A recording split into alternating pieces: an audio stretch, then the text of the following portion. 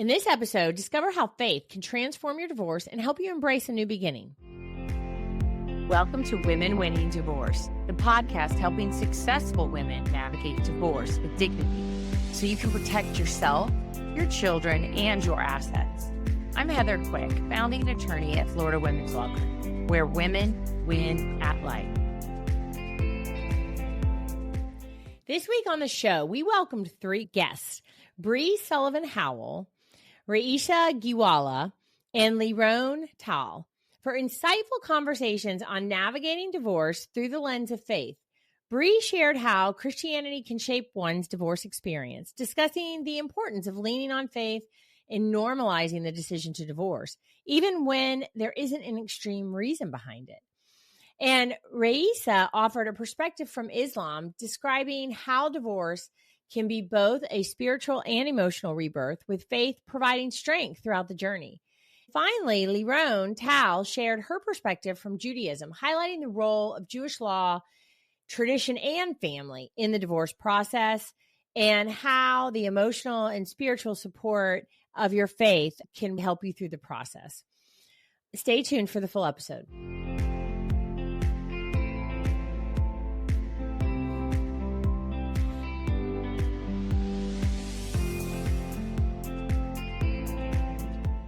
Welcome to this week's episode of Women Winning Divorce. I'm Heather Quick, owner and attorney at Florida Women's Law Group. Today, Bree Sullivan Howell is joining us. Bree is a family law attorney and author practicing in Thomasville, Georgia. She has authored 3 books: Crush Your Divorce and Keep Your Faith, Crush Your Comeback, and Devotional for Divorcing. Today will be a little different than our usual episode. This will be a 2-part episode. And in part 1, Bree and I will be discussing how religion, specifically Christianity, affects your divorce, why the church should support women through divorce, and how to lean into your faith to get through. Welcome to the show, Bree. Oh, thanks for having me. Absolutely. And Bree, for our listeners, I would love it if you could share a little bit about how you got to where you are professionally, for those who haven't heard our previous episode. I finished law school in 2002 and immediately began practicing for a larger firm here in Georgia, doing civil litigation, contract disputes primarily, and fell in love with the courtroom. When I moved back to South Georgia to raise my family, I wanted to be in court as much as I could be in my professional career. And in order to do that here, you either could be a criminal lawyer or a family law attorney. And so I didn't want to deal with criminals. So I chose family law. And it's all gone really well, and I loved it immediately, and I've been doing it for many years now. Thank you so much. What role does your faith play in your practice? I think my faith pervades my practice in every way because it's such a big part of who I am. It's a large part of the way that I advise people to behave in their litigation in a way that has integrity attached and good decision making. I follow the golden rule in my own life. I try to get my clients to do that. You know, the tendency a lot of times is to retaliate or give something back to the person who gave it to you first, you know, to pay them back or whatever. And I just think you play better in court if you take the high road. I've just seen it play out so many times. You lose credibility if you come across mean and vindictive. Retaliation is what gets the airtime in the courtroom a lot of times. And so I just tell my clients, don't even engage in that. Just keep your head up and behave in a way that you're proud of behaving.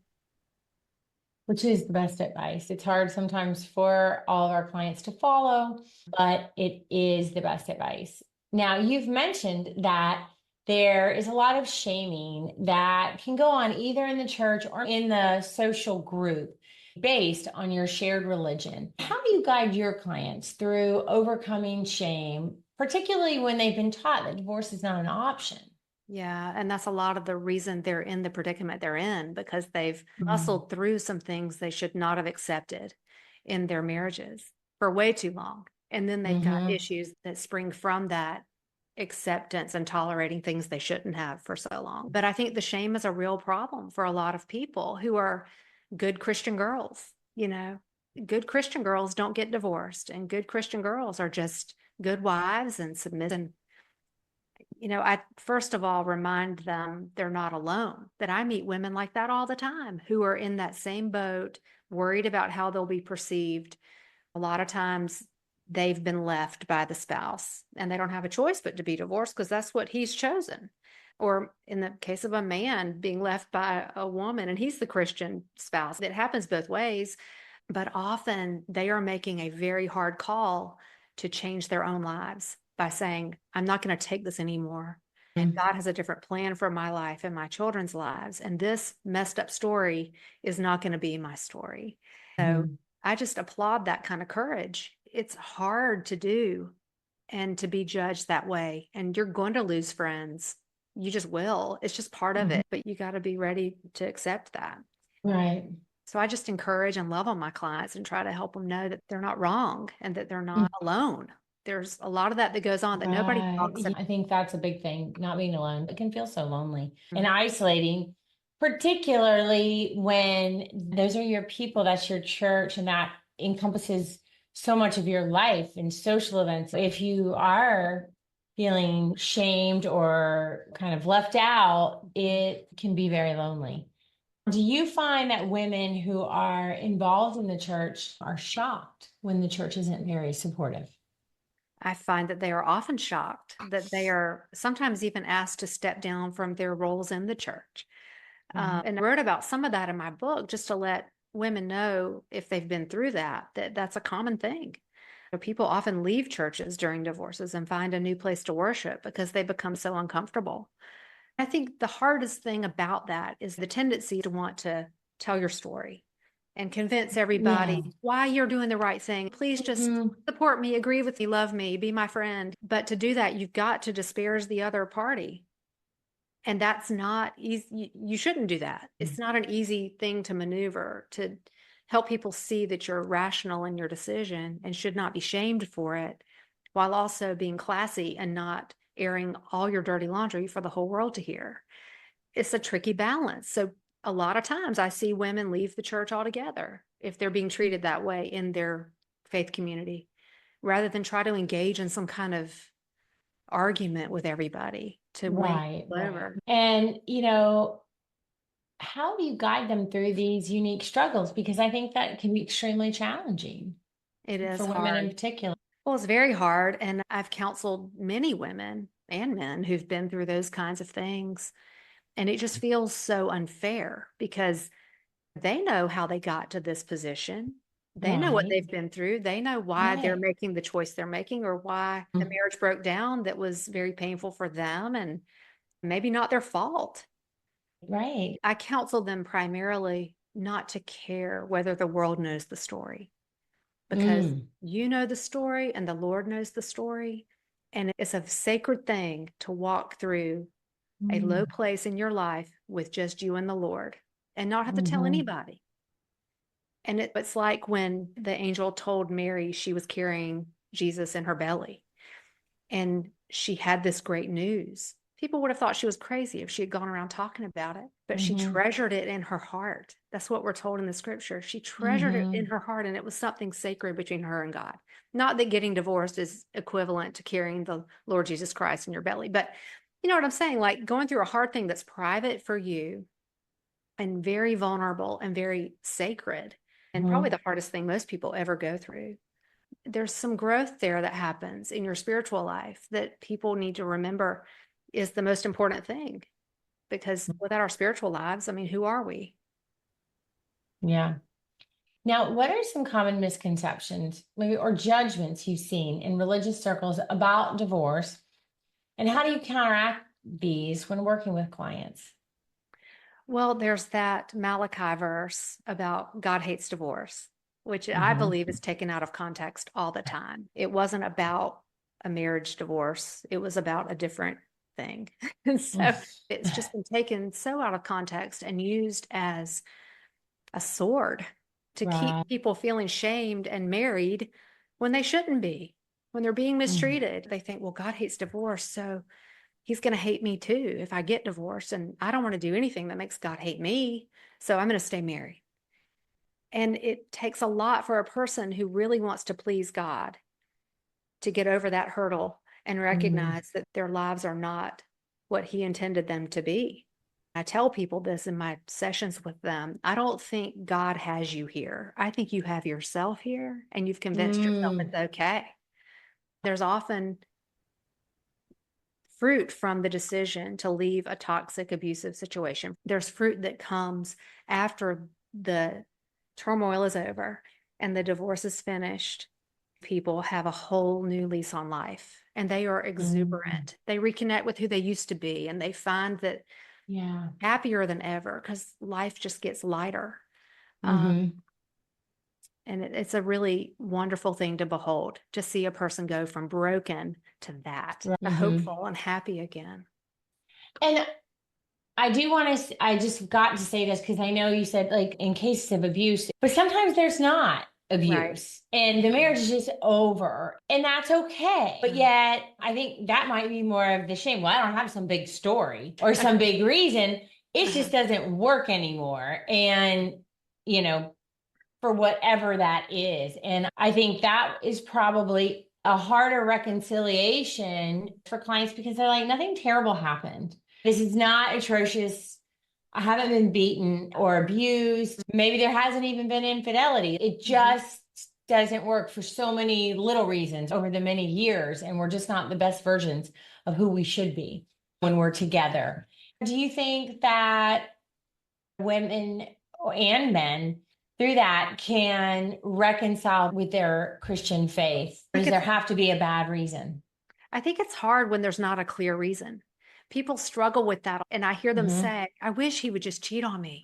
So I would have something to point to that broke this thing. Because sometimes it's Mm-hmm. hard to ascertain how we got here. You know, Right. it's obvious it needs to break and there needs to be a ripping off of a band-aid for some healing and everybody will be better off. Mm-hmm. They want to have a clear reason to tell people. And that's what it is. It's the court of public opinion that's driving that. It Yeah. wanting to be able to be okay in social circles with people's judgment of what you've done. And so I go all the way back, usually when that comes up in discussion, to the idea that it's not for anyone to judge another person's decisions. And whatever you do, it's between you and the Lord. If you're going to be judged, let him judge. It doesn't really matter what these other people think. Losing friends is a blessing because you get, am I right? I mean, you've probably dealt with this Yeah. with your clients. The breaking apart of your social circle and a rebuilding of the one that you were supposed to have, of the genuine Mm-hmm. people who really love you, That's right. genuinely love you, like don't judge what you did or, you know, and it's amazing to see who those people are and who those people are not. Because a lot of times you can't Yes. predict it. Yeah, It's a real blessing to be able to get that insight. I agree. You wrote your books based on the realization that there aren't a lot of resources for Yeah. women of faith going through this, right? And there may be resources for your devotional, how to be a better wife, how to pray for your kids, how to pray for your husband. Mm-hmm. The church just wants to maybe ignore women going through a divorce. Why do you think this is the case? Well, I don't think churches ignore women going through divorce necessarily. You know, there are programs like divorce care that I promote Mhm. that are in churches helping people, men and women, go through it and sort Yes. it out. It's a hard mission field for churches because they're not supposed to condone divorce. And it's Hmm. hard to know, like denomination to denomination, the biblical grounds, the whole analysis of are you doing the right thing and should we be supporting a person who's doing the wrong thing or whatever. It just gets to be a complicated analysis. But I think that's why there aren't many resources in Christian bookstores for divorcing people because they don't know how to face it. Section in the No, Christian bookstore. there, and if they do, it's in the marriage section and it says, don't get Don't divorced. get divorced. It's written by a man, number one. It says, don't get divorced. And here's how you can be a better wife. Do better. And that does Yeah. not work for real people. It just No. doesn't. And I wrote the book I needed when I was going through Okay. my divorce, is what happened.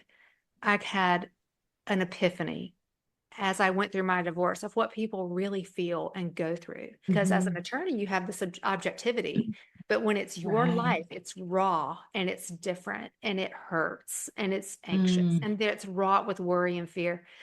And I connected with that when it was me. I'm Right. able now to connect with my clients in a whole new way. I just started writing and it turned into 400 pages. I mean, I couldn't stop. So I just had a lot to say. That's so amazing because I do want to ask about this as well. In your book, Crush Your Divorce and Keep Your Faith, you have a section called Churches Fail Women by Pushing Them to Marry Too Young.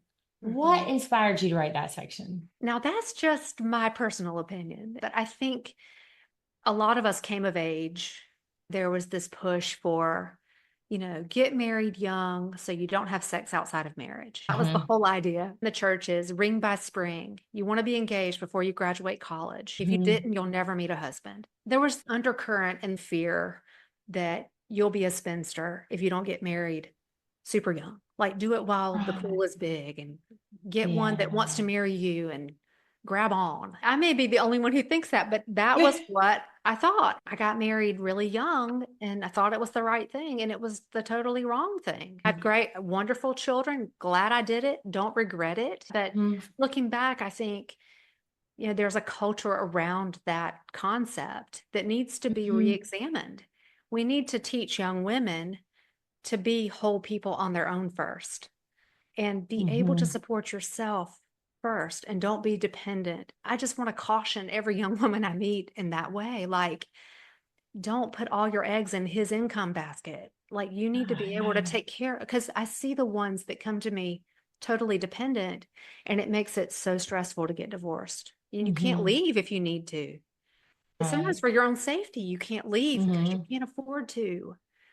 And it's a tragic place. So it really is. And I am so glad. I agree with you 100% because I think also when we're in our early 20s, like 22, 23, I don't even think that we know who we are. We ought to use that time to educate ourselves, find something that is a passion for you that is part of you. Right. And then you have an identity separate from just wife and mother. You and I both see it so often. It's just so much harder and scarier, and then eventually liberating. I think it all works out. It really does. But you and I have the perspective that we see that and we're like, we want to inform women that the pool is not going to dry up. You, I think, will be happier.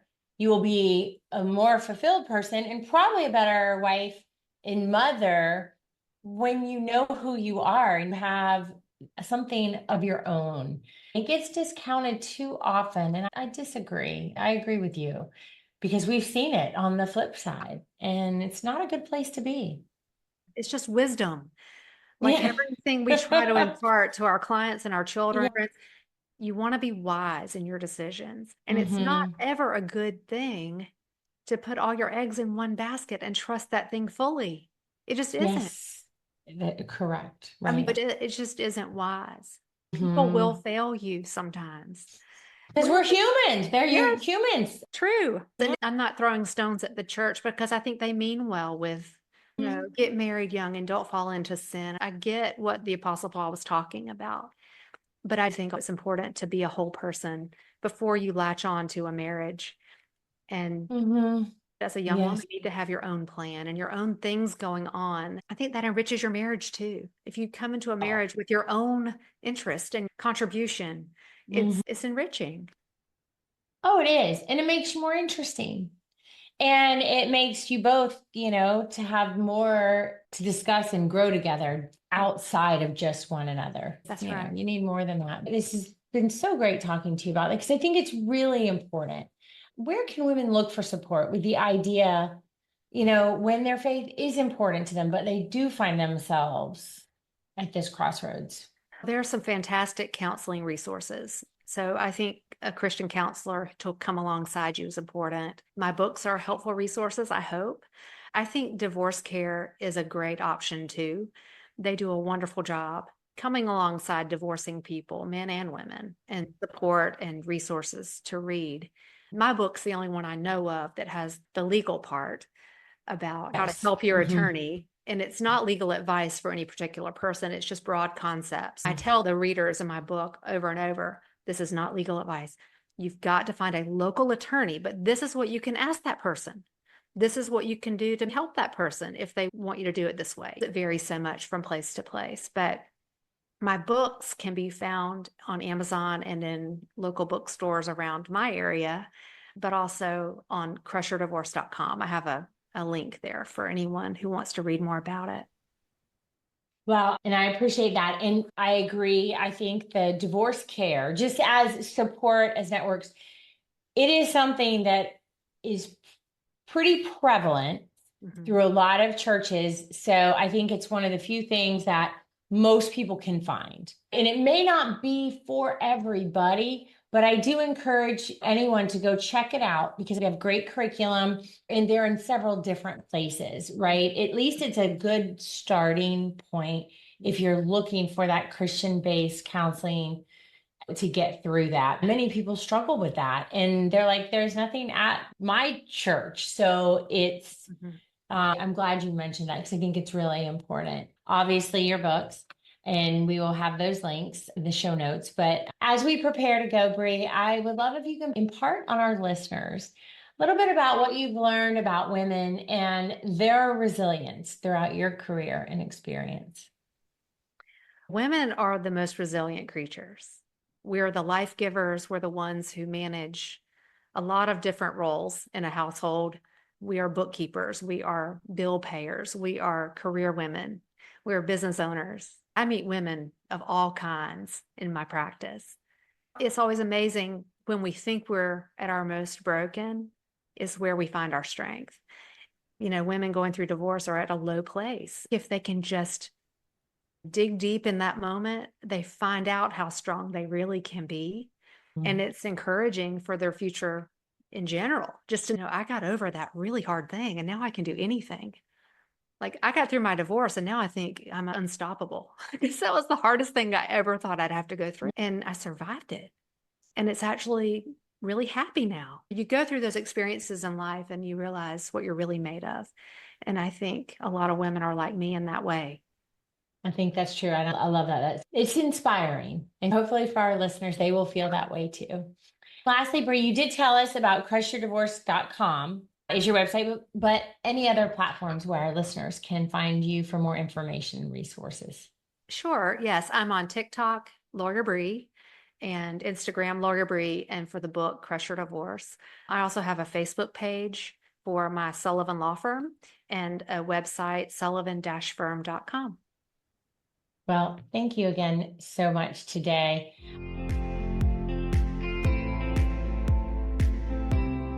Welcome back, listeners, to part 2 of Religion in Divorce.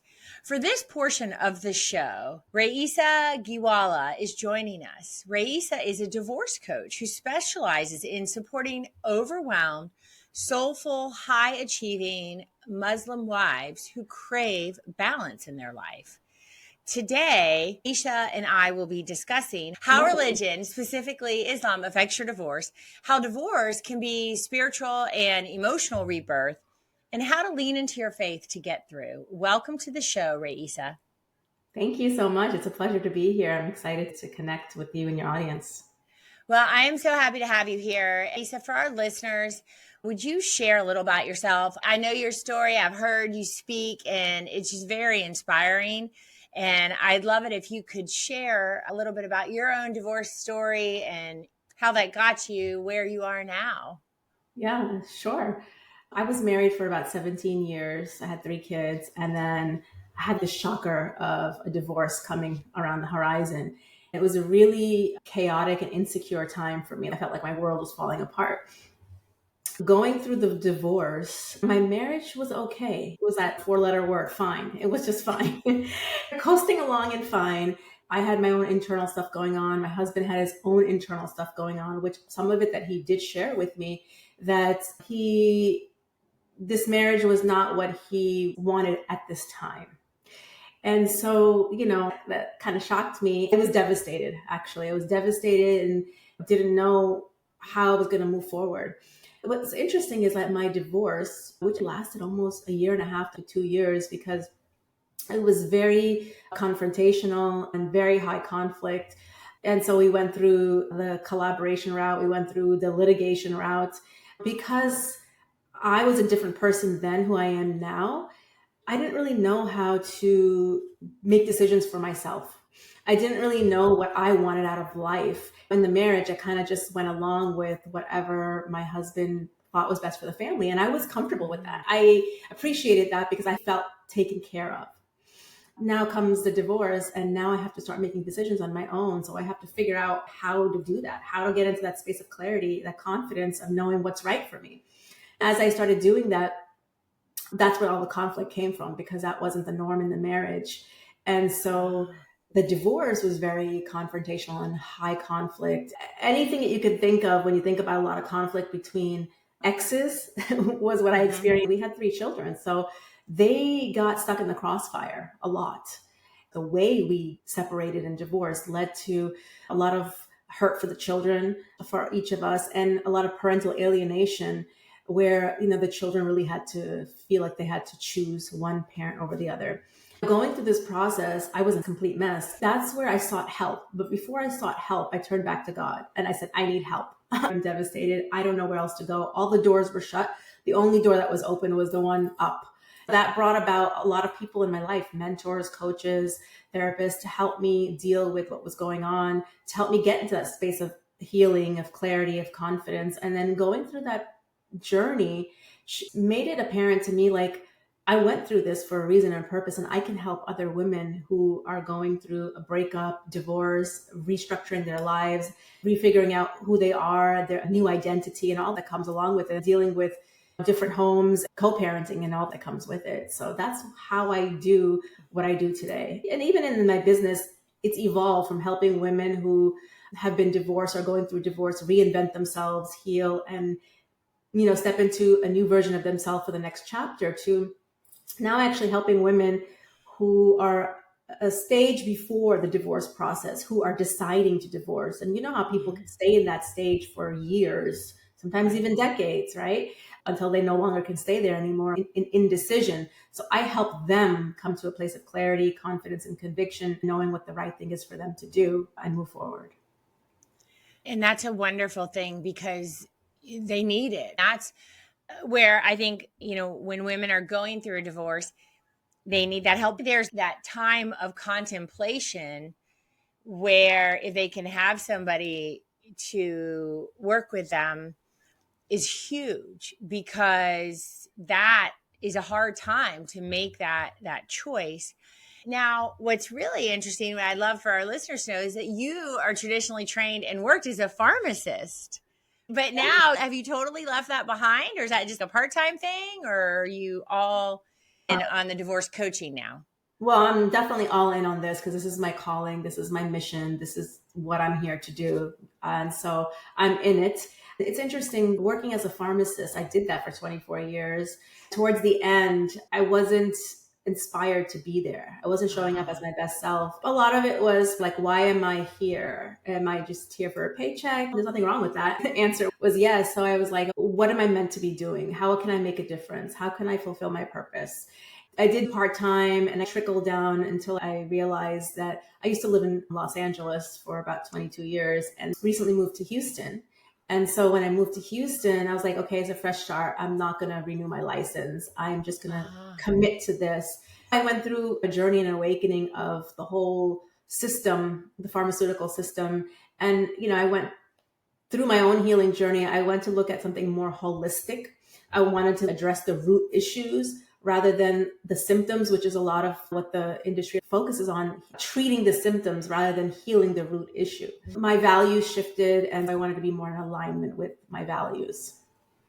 Well, that's beautiful. I'm very excited for you, because not everyone can find that passion, what really helps them be the best version of themselves. But when you do, it's a great thing. And it's great to see that in other women. On our earlier guest, she was talking more about the struggles when she was divorcing with her church, her community, and how she reconciled the divorce with not as much her spiritual life, but really like that institution and the community that she was really a part of. She had a hard time, and we talked a little about that. I'd love to know if you've experienced that, or had women clients who have, and how you help them through that. That's a big part of your connection, your community are, your fellow, churchgoers, the other people in your religion. We talked about the pastor and the people in the church. For her, it's really difficult. Yeah, that's a great point. It's interesting how there's so much cultural conditioning around what marriage means, what divorce means, and how it impacts a woman versus a man. What I realize is that when I started, I had this epiphany to return to God and nurture my relationship with God. From that, I had relationships in my Muslim community, including in my mosque. I was pretty active there. Islam is okay with divorce. We have a whole chapter on divorce. Divorce is not an issue in Islam because our scriptures guide us on how to divorce. It's when this happens, this is how you divorce, with kindness and with excellence. So we're given these instructions. We know that people don't show up as their best selves when they're getting divorced. Usually their worst self, because it's so troubling. It's so emotional. They most likely are their worst self that they are showing up. So there's what our religion tells us, and there's what we see in reality and what people do. I found that I was very taken care of and very supported and very included. And you know what happened was that the people, not everybody who was in my circle didn't remain in my circle. What happened is there was shifts. The people who were meant to be there and who were supporting me the way I needed, they stayed or they came. And the people who maybe it was too difficult for them to even process, because my husband's divorce was the first in our community, and we were kind of like leaders in the community, and it was just like shocks to them or whatever the reason was. But I took it as the people who are meant to be in my life stayed, and the people who are not, they filtered away. And I had to learn not to take that personally, that God was sending the people I needed, my tribe, and was removing the people that I didn't need. So I focused more of it on that way. And I didn't buy into the narrative of like, oh, nobody wants to invite me. Nobody wants to be with me. They don't want to include my children. It does happen. And there is a place to talk about and make people aware of, inclusion and all of that. But I think for my own healing work that I was doing, I didn't allow myself to buy into that narrative because I had worked on my self-worth and I felt like I belonged. I did belong there. And so that really made a difference in terms of what I experienced in the community and made me feel very taken care of in showing up, when I had to move out of my huge house, there was 7 families that showed up just to help me. And I didn't ask for that. That's how I felt like I was really taken care of. I had a different experience, and I think it was because of the way I approached it but there are women, like you said, they feel really sad and depressed because there's change. The people who you thought were your friends are distancing themselves from you. And that's where I come in and help people see a different perspective and help them attach their self-worth to their connection with God and the fact that they exist rather than to their relationships or to the people who choose to be in their life. Mm-hmm. When you can reframe the way you are viewing the situation and not take it as personal, like it's their issue, they're uncomfortable with something or the way they are, it really isn't you, but if you reframe it and look at it a different way, it's much healthier because then you can begin to thrive and not base your worth on what other people are saying. I would love to hear your thoughts because I think it's true across the board in different cultures and communities and regions. It's everywhere. But like what you talked about, how conditioned we can be and going through a divorce and that it is different for women versus men. And I'd love to hear you expand on that because I agree with you. Yeah, totally. What's interesting is that we have Islam is our religion, and Islam. There's nothing wrong with Islam, but the people who practice Islam, they're going to see it. Everyone's going to be different. Everyone brings their own cultures, their own families, their own experiences to the practice of their religion, right? And so people are not perfect. Throughout history, especially for Muslims, a lot of Muslims living in the United States, besides the African American population, weren't initially from this country. So a lot of them are immigrants and they're coming from countries like India, Pakistan, Afghanistan, the Middle East countries like Arab countries and things like that. So everyone brings their own culture. And a lot of those lands have been colonized. And when you think about the whole ideology of colonization in terms of subjugating people and making them feel worthless and making them, oppressing them for so long, that it takes a hit on your self-worth and you don't believe that you're worthy. I love that quote of Malcolm X that says, "Who taught you how to hate yourself?" Even though you're no longer oppressed, even though you're free, psychologically, you're still colonized, or psychologically, you're still that's having that same narrative. So we forget what our religion tells us and go with what we see being practiced. There are cultural conditionings like, oh, you're used goods, and nobody wants to be with you, or nobody wants you around. You're going to contaminate other people's wives, and you're going to spread, that you want to get divorced, and all these nonsensical things that people actually believe. The woman can feel, and this is why going back to what does the religion say is so important. And that's a lot of educating that I do and reminding, what does God say? Why are we buying into this? Why are we believing this? And where did this come from?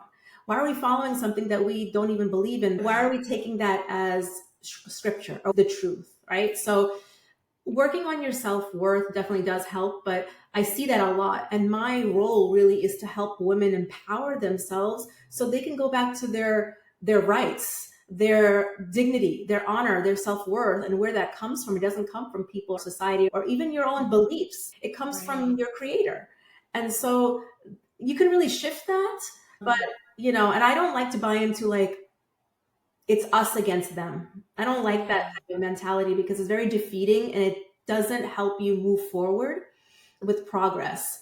If you stay stuck in that narrative, you can get depressed and isolated, and then just, also a lot of negative outcomes. And like when people don't feel good about themselves, they tend to self-sabotage. They do things they wouldn't normally do if they had a healthy sense of self-worth.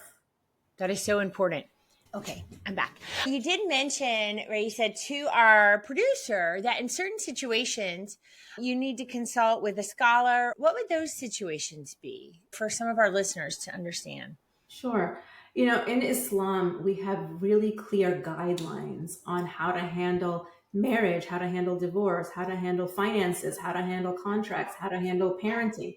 And so we look to what our scripture tells us on how to live life as a guidance, instead of aimlessly wandering around doing whatever we feel like doing. Everybody's doing their own thing type of thing, because that can get us into trouble. It's like, well, then who's right? So in terms of addressing the dogs are trying to alert you. Yes, they'll stop in a minute. I had a situation where I was supporting a woman who decided that her marriage was no longer healthy and it was time to move on. But they were trying to decide how to divide their assets.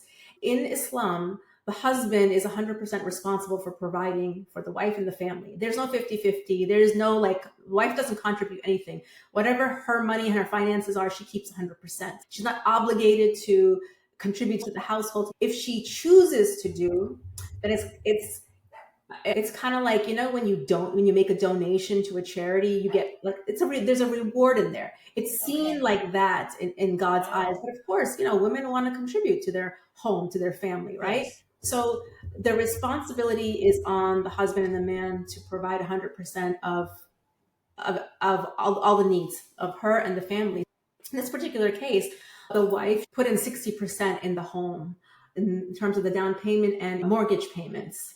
She was trying to decide, well, how do I split this when it wasn't actually my role to provide all of that in the first place? So, we worked through it and said, well, what was your intention behind that? Did you do it because you felt obligated to? Did you do it with an expectation, or as a charity without expecting something in return? And so we talked through that. But then, I also recommend, check with an imam or a scholar. So, because I have general knowledge, but for Muslims, it's really important to make sure that whatever decision we're making, we're not doing something that would be displeasing to God or going against any rules. Sometimes we don't know. So I always advise them to talk to a scholar. She was satisfied with the work that we did and what the scholar told her, that, she can, because she was okay with splitting everything 50-50, or her taking her taking certain assets and him taking assets. So it's not exactly 50-50, but it's equitable. Right. Mm-hmm. Yeah. So things like that. Same thing with money or anything that has to do with children. Same thing for the children. When we divorce, I know it's not like that, in this United States, but the father is responsible for taking care of all of the child's needs. Room, board, clothing, education, financially supporting. Correct. The mother is not responsible for that. She provides other things like nurturing, caring, and things like that. We do look into that, and that's important. It doesn't always mean that we go according to what our religion says, because we're living in the United States, so we're going to go according to the laws of the land as well. It goes case by case. For Muslims, the main thing is, I just want to make sure I'm not doing anything against what the scripture says. Everything else we can work out. That's fascinating and very different from most of the laws. I'm sure it's helpful for your clients to hear that, but that's not what the judge is going to do.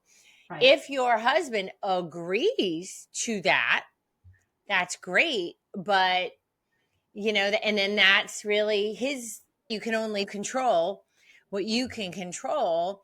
And I would imagine that could be, well, I mean, and as we know, divorce is emotional, it's difficult. And particularly if you have lived as a married couple, raised your kids and lived according to the best of your ability, right? As far as your religion and Islam, and really following that and trying not to go against that. And then someone may, right, as the divorce, because the judge is like, oh, you don't have to do all that. And I'm sure that can be really a struggle, right, for many of your clients, because they're like, now he can do whatever, but yet, I still want to. And I think a lot of women, absent even religion, right, they want their ex-husband to be like, no, we want you to do the right thing by our kids. And that just doesn't always happen. Nope, it does not. It does not happen. And you have to come to terms with what are the decisions and the choices that you're making. You have to be able to live with them. And at the end of the day, as Muslims, we have to feel okay that I can stand in front of God and say, I did the best that I could, and not worry about what he's doing. He has to answer for himself. And that's the part where we have to separate. It is hard because when you're like a family, you're intertwined and it's no longer a we thing, right? It's a your home, my home type of thing. And that can bring a lot of strife, because not just routines change, ideologies can change, values can change. And so you go your separate ways. And what you said is true. You have to do the best that you can. And if he agrees, he agrees. If he doesn't, then you go with what the judge tells you, and you rectify it the best way you can in your own heart.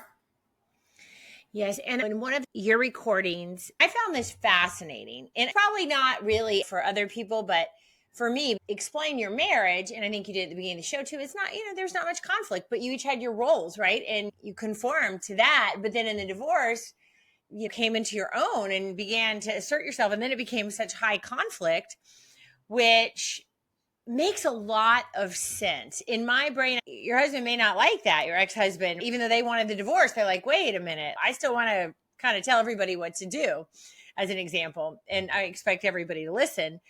But also, then I know you've touched a little bit on your children and how, and I'm sure you coach your clients on this so much, is how you show up and control, deal with the divorce affects your children, and how you help them through that, especially for a woman who's like, even if she didn't want the divorce, but now she's like, okay, I'm recognizing my own inner strength, my connection to God, and I'm going to start standing up for myself. And now there's conflict. How do I protect my children from that? And I don't even know if that's the right word, if you totally can, but how do I shield them?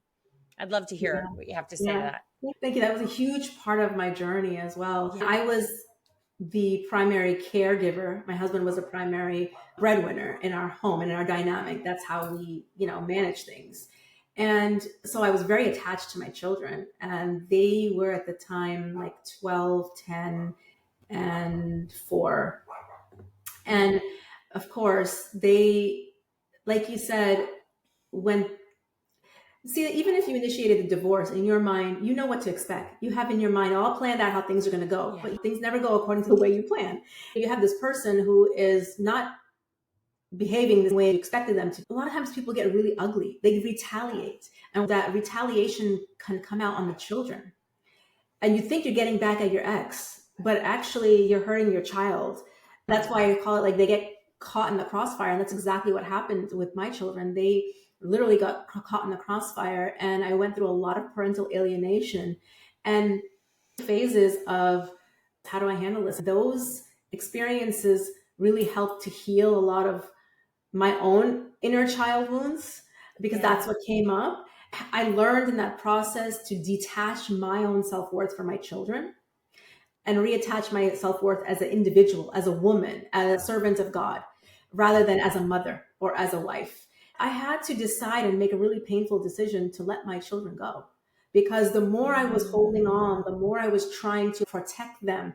That involves controlling the situation, controlling people. I can't control people or what they think, what they do, even my kids. Yeah. I felt like it was better to let them go. I have 2 older boys, and let them go with their dad, especially since he was moving away. And my daughter was 4 or 5 at the time, and she stayed with me. It was one of the hardest, most painful, but best decisions that I ever made, because it ended up being good for them. It ended up being really good for me.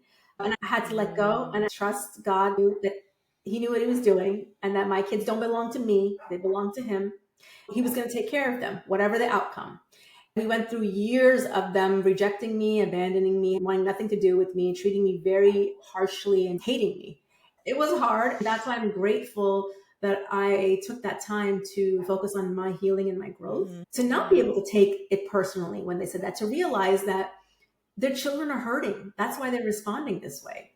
And so 5, 6, 7 years later, I have a much better relationship with them. Like, they came back to me, especially my oldest, and we have a more deeper connected relationship as adults now, or early adults.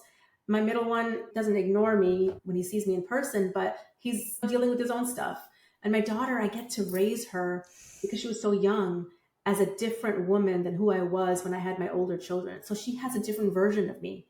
The children have their own issues with their parents, but my daughter is very much learning how to navigate mom and dad in the best healthy way for her. It's one of life's hardest challenges. But again, with that reframe and seeing, how do I move forward from this? And that trust and that faith. Thank you so much. I really appreciate you being on the show, Rayesa. And before we go, can you impart on our listeners what you've learned about women and their resilience throughout your career and experience? Yes, absolutely. We are so much stronger than we think.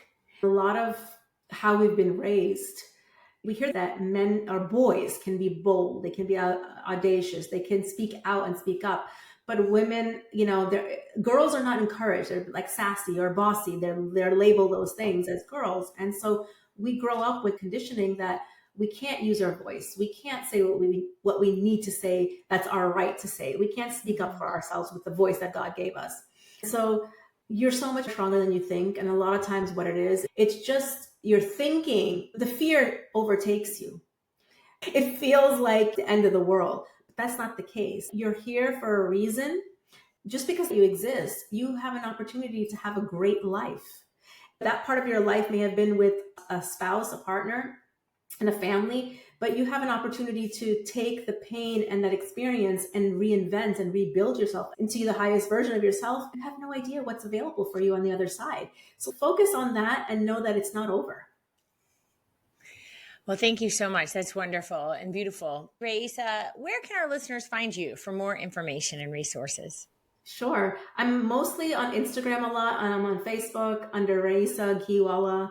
That's also my website, RayesaGheewala.com. You can find me on any of those places. Thank you so much for the opportunity to highlight my story and the work that I do. It's been an honor and pleasure to be here.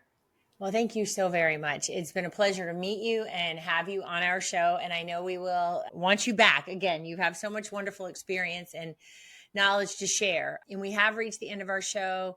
So thank you so much to Rayesa Gheewala for joining us to discuss how religion, and specifically Islam, affects your divorce, how divorce can be a spiritual and emotional rebirth, and how to lean into your faith to get you through. Thank you so much.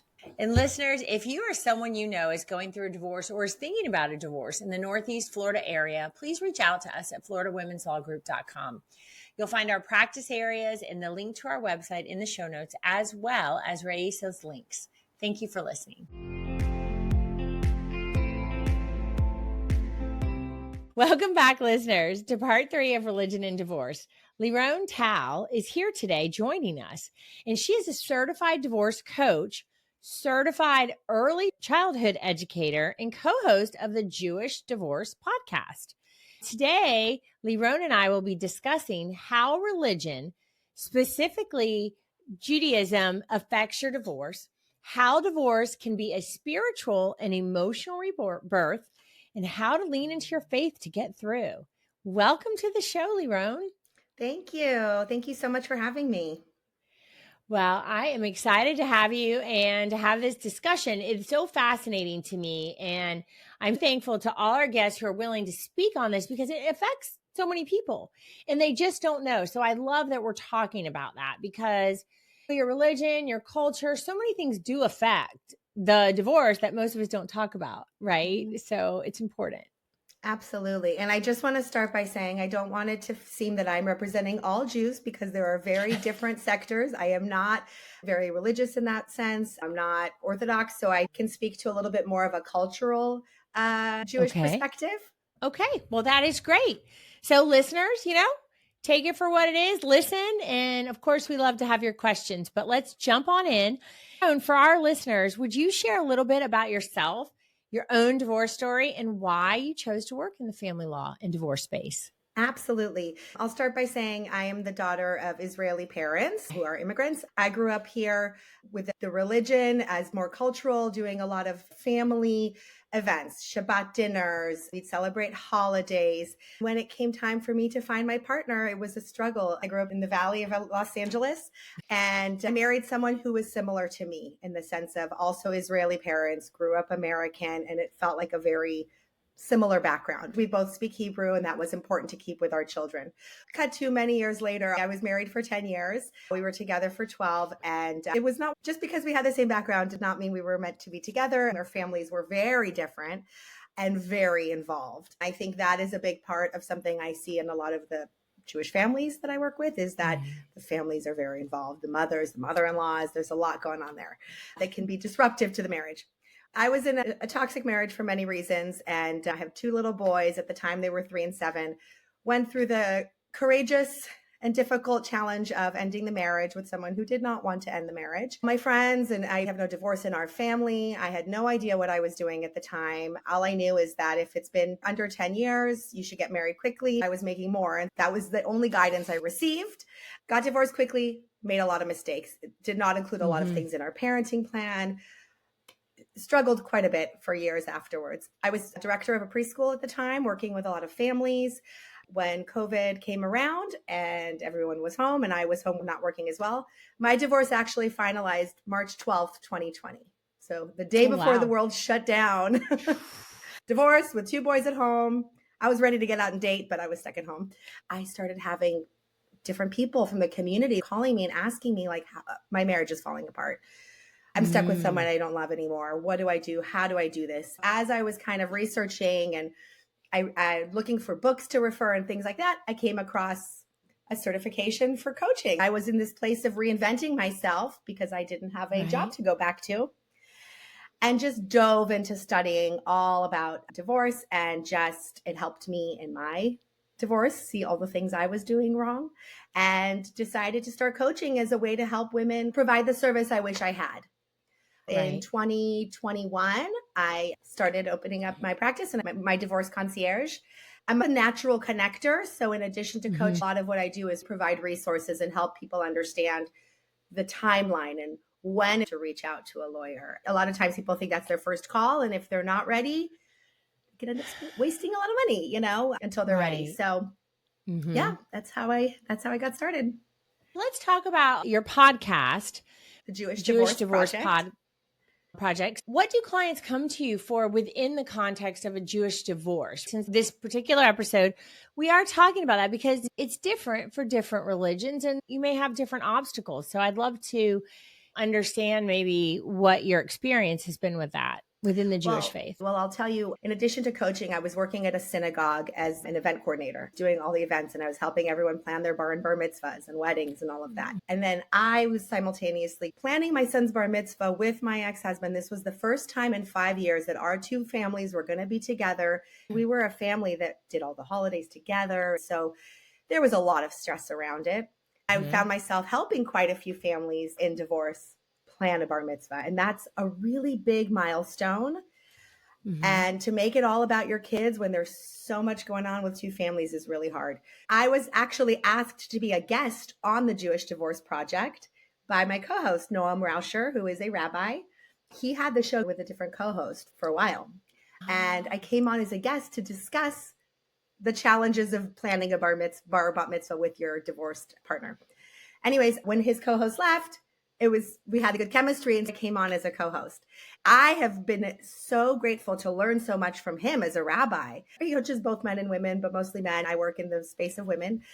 Judaism is so much about connection and family and community. And a big thing I see is people challenge with, if you're part of a faith-based part of a temple, let's say, what happens in the divorce? What happens to the community? Right. Those are big challenges. Both sets of grandparents want to be involved. How do you handle that?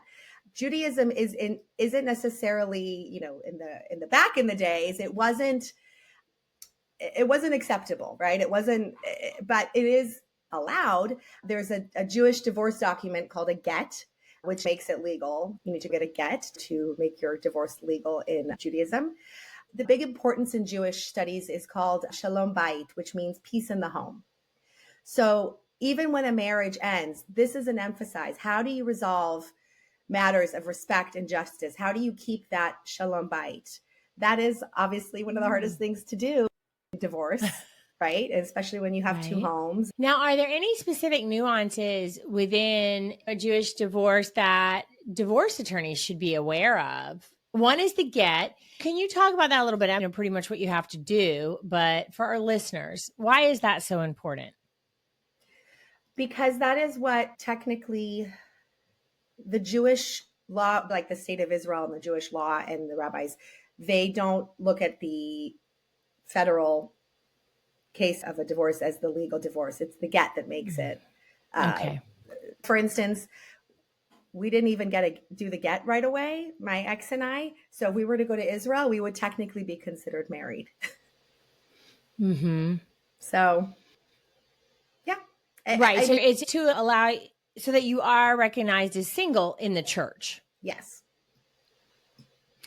Now, let's talk about this because I think, and I know it varies, so I'm asking you for broad statements. And just for our listeners, we recognize this is Leeron's perspective and her experience, which is always helpful. Are there certain obstacles do you find today with the faith and the synagogue, the temple? Is divorce looked down upon? Do you feel like there is part of that you feel maybe a little bit like you should stay away for a while or anything?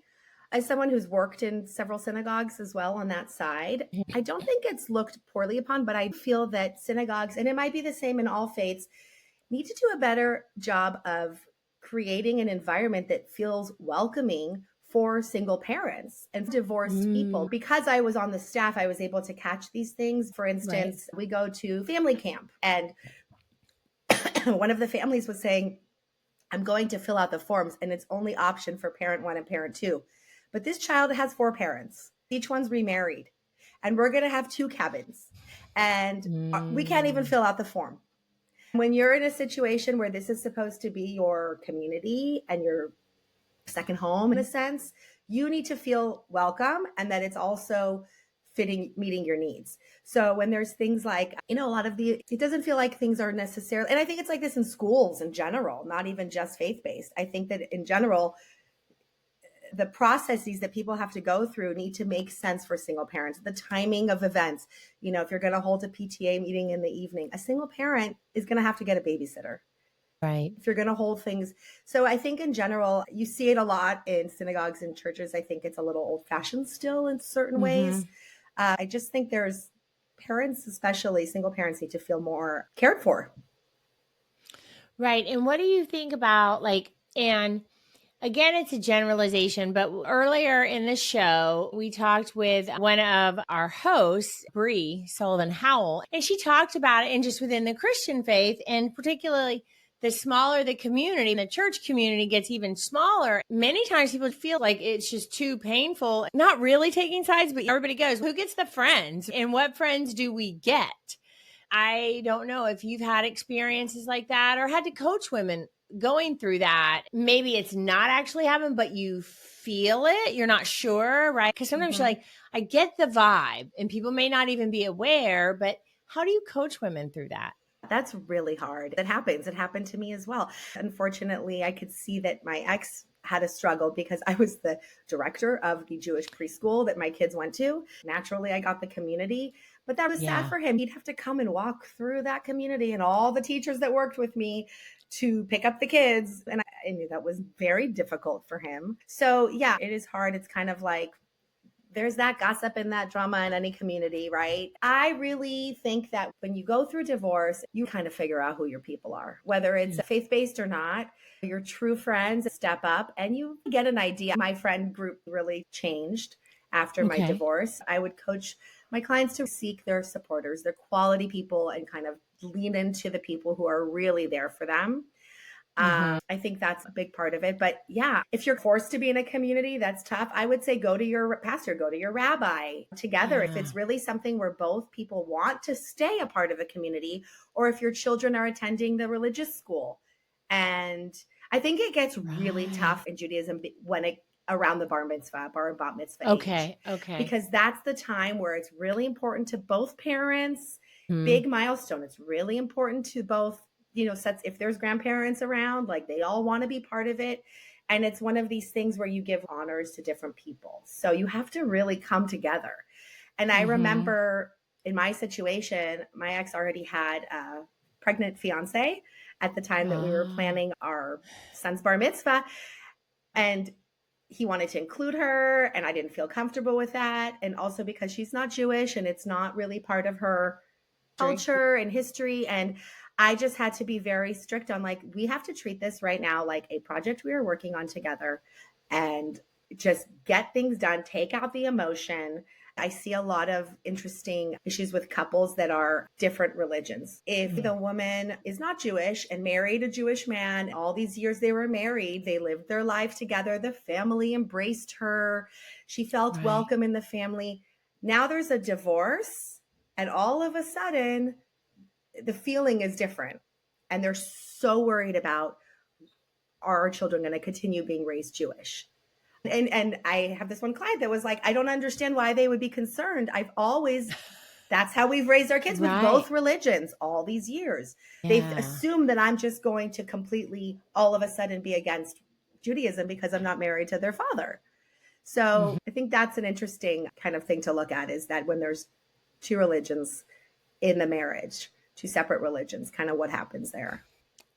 Right. What happens with the divorce. And, for our listeners, just so you know, because I have litigated on the quasi-religious issue through education, right? It was Judaism and a Jewish school. Courts aren't going to get involved. Separation of church and state. For our listeners, it's so important to each side, particularly if there's different faiths, and the courts are really not going to get involved in a religious dispute at all. They really can't constitutionally. It should be talked about before the marriage. But in a divorce now, okay, you're not together, but the plans you had made for your kids, how are those going to continue? I think that's a great issue to be pondering for your child who's been raised, who's maybe going to have a bar mitzvah. Now does mom, who's not Jewish, not get to be involved? It's like everything we talk about. What's in the best interest of the child? Right. That's what we focus on. And I know in our case with my son, my parents offered to just go on a trip. Let's go to Israel, pay for the family. He could do his bar mitzvah there instead of a big party. I was having a lot of anxiety around a big party with the two families. It was just a lot. And my son was very adamant about a party. He said, I want a reason for you and Abba to stand next to me. I want a reason for the families. In his mind, this was going to bring everyone together and solve all our problems. And you know what? It kind of did. It was actually a really big turning point for us. To see my ex-sister-in-law and brother-in-law and my brother, they all were happy to see each other. And it actually did do what he wanted. And it was a really beautiful evening. I remember seeing a conga line with everyone in it. I was like, this is so weird. I wouldn't have imagined this. I wouldn't have imagined my mother-in-law and my dad in a conga line together. But that's what he wanted. I told my ex, that's it. All our bullshit needs to be put aside. This is about him. 100%. So that's what I remind my clients. Story. It's all about the kids. Always put their best interest first and see what they actually want. Sometimes we do need to, even though legally they don't have a say until a certain age, depending on the state they're in, you got to find out what the kids want. You have to listen to them.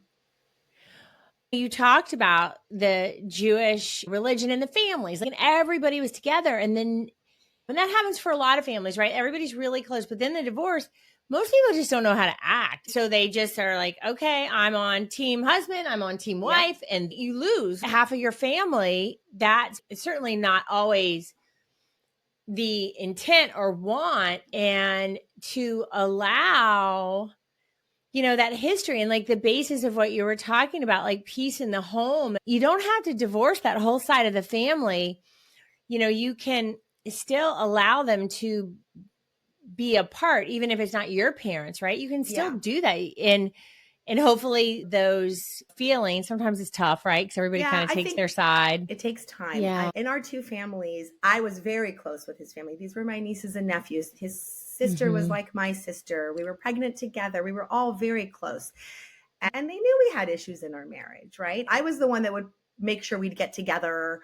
A lot of times, not always, but a lot of times the wife is kind of more of the manager of the social calendar for both sides of the family. And when we split, they took his side very much so. I understand that. He needed his people to rally around him. Right. And it was very hurtful to me. Understood it.